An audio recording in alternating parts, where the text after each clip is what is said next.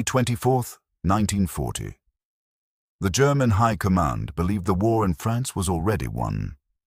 In just 2 weeks, panzer divisions had torn through Allied defenses, reached the Channel coast, and trapped the entire British Expeditionary Force along with the French First Army against the sea. General Franz Halder, chief of the German General Staff, noted in his diary that the enemy was completely encircled. The only question seemed to be how quickly they could accept the inevitable surrender. Then Hitler issued an order that would haunt German commanders for the rest of their lives. The panzer divisions, poised less than 15 miles from Dunkirk, were ordered to halt, not to slow their advance, not to pause for regrouping, to stop completely and hold their positions along the Canal, while the Luftwaffe finished off the trapped armies from the air. General Heinz Guderian, whose tanks had led the charge across France, received the order with disbelief. His panzers sat within sight of Dunkirk's church spires, engines idling, while ahead of them British and French troops scrambled toward the coast in what looked like complete chaos. The order came from the top.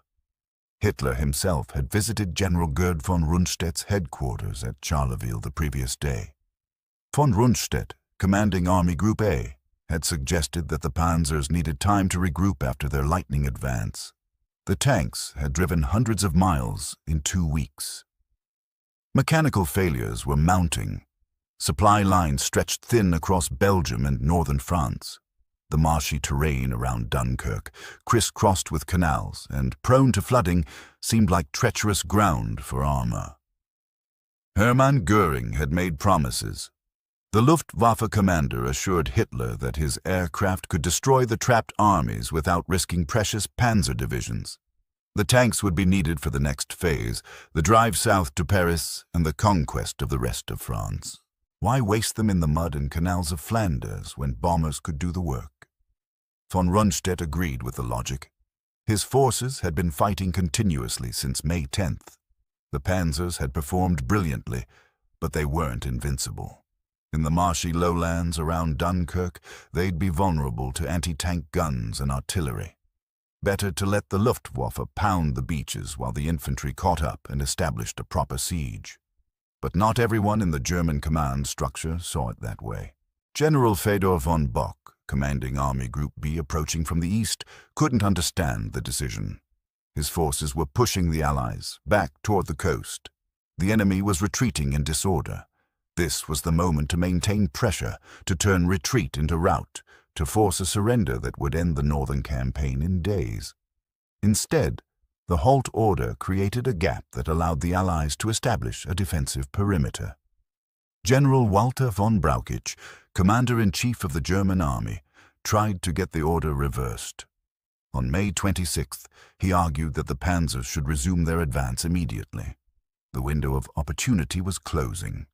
Every hour of delay allowed the enemy to organize their defenses, to evacuate their wounded, to prepare for whatever came next. Halder recorded his frustration in his diary. The Chief of General Staff understood what was happening at Dunkirk, even if others didn't. The British weren't just sitting on the beaches waiting to surrender. They were organizing an evacuation. Ships were already arriving. The Halt order had given them exactly what they needed: time. On May 26th, the order was finally lifted. The panzers lurched forward again, crossing the Canal, pushing toward Dunkirk. But 2 days had passed. 2 crucial days during which the Allies had established a defensive perimeter around the port, positioned artillery, prepared obstacles, and begun loading troops onto ships. Guderian's tanks ran into immediate resistance. The terrain was exactly as bad as von Rundstedt had feared, but now the enemy had turned it into a fortress. British and French troops fought from behind canals and flooded fields. Anti-tank guns covered every approach. The panzers that had raced across France found themselves grinding forward, yard by yard, taking casualties, burning through fuel and ammunition. The weather turned against the Germans. Heavy clouds rolled in over the Channel. Rain fell intermittently. The Luftwaffe, which was supposed to destroy the trapped armies from the air, found its operations hampered by low visibility and poor flying conditions. Göring's promises began to ring hollow. From his headquarters, Halt watched reports come in with growing alarm. The British weren't surrendering. They were fighting with desperate determination, while simultaneously conducting an evacuation of unprecedented scale. The Royal Navy had mobilized everything that could float. Destroyers, passenger ferries, fishing boats, private yachts, even Thames River pleasure craft were crossing the channel. The German generals began to realize they were witnessing something unexpected. This wasn't a panicked rout. This was an organized military operation, executed under fire, pulling off what should have been impossible. Von Rundstedt would later claim he never believed the British could evacuate significant numbers. Perhaps 30,000 men might escape before the pocket collapsed. The rest would have to surrender. The Luftwaffe would sink the ships, the panzers would break through the perimeter. The mathematics of the situation seemed impossible to overcome, but the British had turned mathematics into determination. They established a defensive perimeter, roughly 30 miles long, anchored on the town of Dunkirk itself. French troops, particularly the First Army, fought a bitter delaying action at Lille, tying down 7 German divisions that might otherwise have pushed toward the coast. This sacrifice bought precious time for the evacuation. The Luftwaffe attacked in waves. Stukas screamed down on the beaches. Bombers targeted the ships in the harbor and the English Channel. But the weather remained uncooperative, and the Royal Air Force fought back with unexpected ferocity. Fighter Command flew sortie after sortie from bases in southern England, engaging the German aircraft over Dunkirk and the Channel. The Luftwaffe discovered that air superiority wasn't as absolute as Göring had promised. On the beaches, chaos looked like defeat from the air. Thousands of men stood in long lines stretching into the surf, waiting for boats. From a German reconnaissance aircraft, it seemed like a target-rich environment, a massacre waiting to happen. But those lines kept moving. The boats kept coming. The men kept boarding. Guderian pushed his panzers forward, trying to break through to the coast. His tanks reached within a few miles of Dunkirk's outskirts, but the Allied defensive line held. British and French troops fought from every building, every canal bank, every hedgerow. They knew what they were buying with their resistance, hours for their comrades to reach the ships. The German generals began to argue among themselves. Von Bock pressed for a stronger push from the east. Von Rundstedt maintained that the marshy terrain made a panzer breakthrough too costly. Von Brauchitsch tried to coordinate between the two army groups, while Hitler's headquarters issued sometimes contradictory guidance. Halder recorded the confusion and frustration in his diary, noting that the opportunity for a quick, decisive victory was slipping away. By May 28th, the evacuation was in full swing. The British had established a system. Larger ships waited offshore while smaller vessels ferried men from the beaches to the deep water ships. The Royal Navy's destroyers came right into Dunkirk harbor itself, loading troops directly from the East Mole, a long breakwater that wasn't designed as a pier but served as one in desperation. The Luftwaffe intensified its attacks. German bombers sank several destroyers and damaged many more vessels. The harbor at Dunkirk became a graveyard of ships. Oil fires burned on the water. The town itself was ablaze from repeated bombing. Smoke rose thousands of feet into the air, visible from the English coast. But still the evacuation continued. The German commanders received reports that seemed impossible. Tens of thousands of troops were escaping. The numbers kept climbing. The British weren't just evacuating their own forces. They were taking French soldiers as well, filling every available ship. Von Rundstedt would later express surprise at the scale of the operation. He had assumed that once the Luftwaffe destroyed the harbor facilities, the evacuation would collapse. Instead, the British adapted, loading men from the beaches themselves when the harbor became too dangerous. The shallow draft vessels that crossed the channel could come right up to the shore. On May 29th, the evacuation reached its peak intensity. over 47,000 men were lifted off the beaches and harbor in a single day. The Royal Navy lost several more destroyers to air attack, but the flow of troops didn't stop. French soldiers held the defensive perimeter while British forces withdrew through their lines. Then the French began evacuating as well. The German generals watched their victory become incomplete. Yes, they had conquered the territory. Yes, they had destroyed or captured massive amounts of Allied equipment. Tanks, artillery, vehicles, supplies, all left behind in the retreat. But the men themselves, the trained soldiers who formed the core of the British Army, were escaping. Holder understood the implications. An army could replace equipment. Factories could build new tanks and guns. But trained soldiers, experienced officers, the human core of a military force, those took years to develop. Every man who reached England would form the nucleus of a rebuilt army. The British hadn't lost the war. They'd lost a battle and saved their army to fight again. Guderian later wrote about his frustration during those days.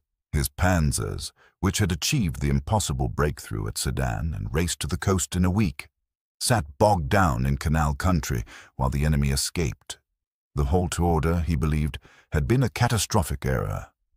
2 days had made the difference between capturing an entire army and watching it slip away. The weather played a crucial role that the German commanders hadn't anticipated. The low clouds and intermittent rain that hampered Luftwaffe operations also provided cover for the evacuation.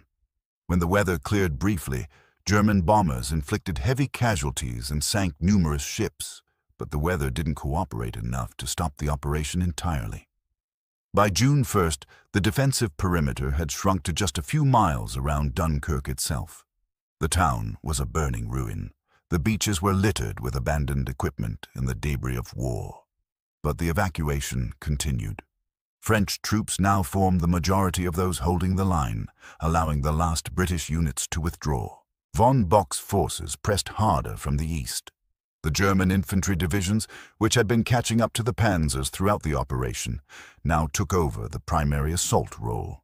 They pushed into Dunkirk's suburbs, fighting house to house against French rearguard units who knew they were buying time with their lives. The Royal Navy made a final push on the night of June 2nd and into June 3rd.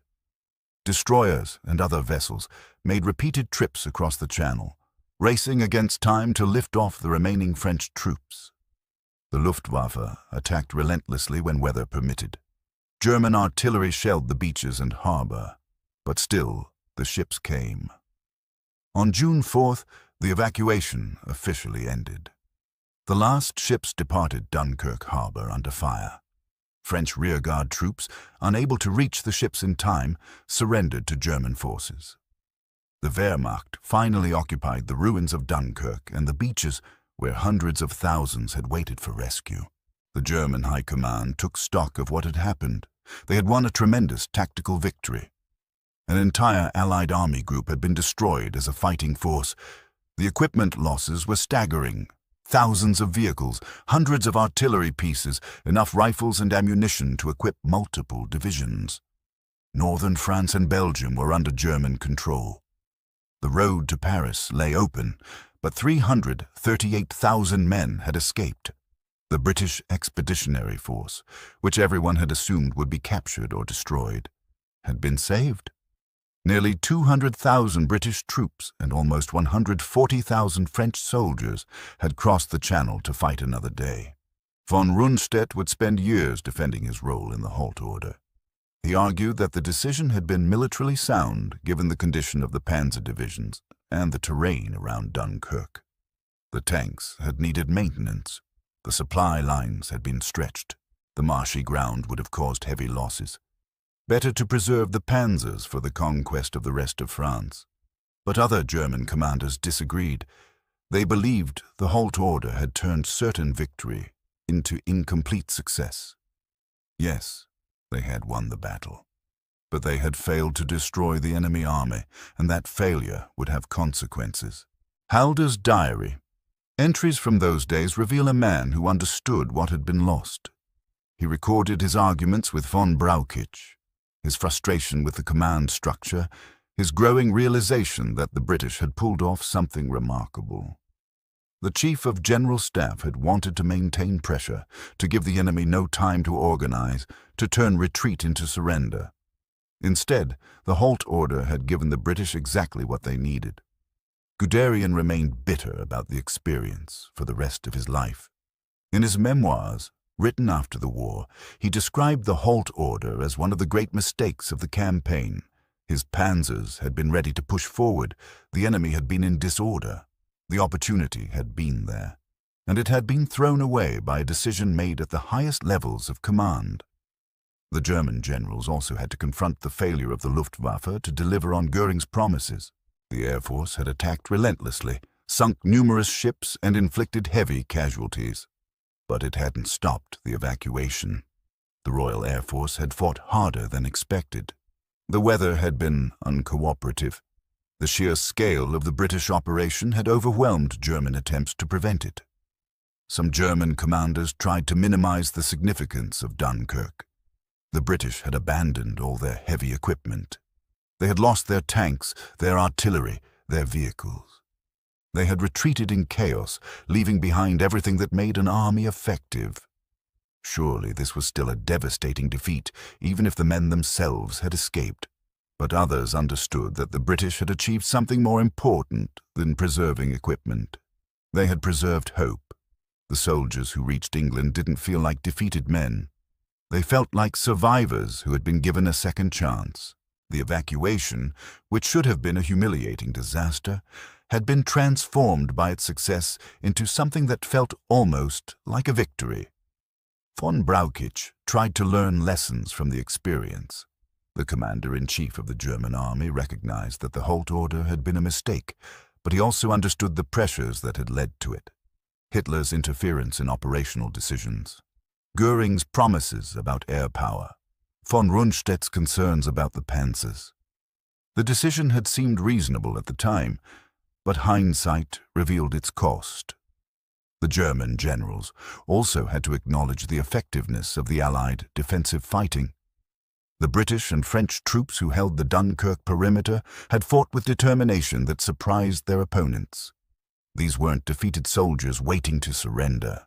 They were men fighting to save their comrades, buying time with their lives, holding positions until the last possible moment before withdrawing to the next line. The French sacrifice at Lille particularly impressed German commanders. The French First Army had fought a bitter delaying action that tied down 7 German divisions for several days. These troops knew they probably wouldn't be evacuated themselves, but they fought anyway to give others a chance to escape. When they finally surrendered on May 31st, the Germans found themselves respecting an enemy who had fought to the end. As June progressed and the German army turned south to complete the conquest of France, the generals carried with them the memory of Dunkirk. They had won the battle, but failed to destroy the enemy. They had taken the ground, but let the army escape. They had followed orders that, in retrospect, had cost them a complete victory. The post-war testimonies and memoirs of German commanders reveal an ongoing debate about responsibility. Von Rundstedt maintained that his concerns about the panzers had been valid. Guderian insisted that the opportunity had been thrown away. Halder's diary entries suggested that the command structure itself had been flawed, with too many competing authorities and unclear chains of decision-making. Hitler's role in the Halt order became a subject of intense analysis. Had the Führer made a military mistake? Had he been swayed by Göring's promises? Had he secretly wanted the British to escape, hoping for a negotiated peace? Or had he simply accepted von Rundstedt's professional military assessment about the condition of the panzers? The German generals who lived through the experience came to different conclusions. Some believed the Halt order had been the right decision made for sound military reasons. Others saw it as a catastrophic error that had allowed the British to preserve their army. Still others viewed it as evidence of Hitler's growing tendency to interfere in operational decisions, a pattern that would become more pronounced as the war continued. What none of them could deny was the result. 338,000 Allied troops had escaped from a trap that should have been inescapable. The British Expeditionary Force, written off as destroyed, had been saved to fight again. The French soldiers who crossed the Channel would form the nucleus of Free French forces. The evacuation that German commanders had thought impossible had succeeded beyond anyone's expectations. The generals who watched from their headquarters, who read the reports, who tried to understand how the impossible had happened, learned a lesson about their enemy. The British, faced with catastrophic defeat, hadn't surrendered. They had improvised, adapted, and fought with desperate determination to save their army. They had turned a disaster into a deliverance. Years later, after Germany's defeat, surviving commanders would look back on Dunkirk as a turning point they hadn't recognized at the time. They had won the battle, but lost something more important: the chance to knock Britain out of the war in 1940. The army that escaped from those beaches would return to Europe 4 years later, landing in Normandy, part of a force that would drive across France toward Germany itself.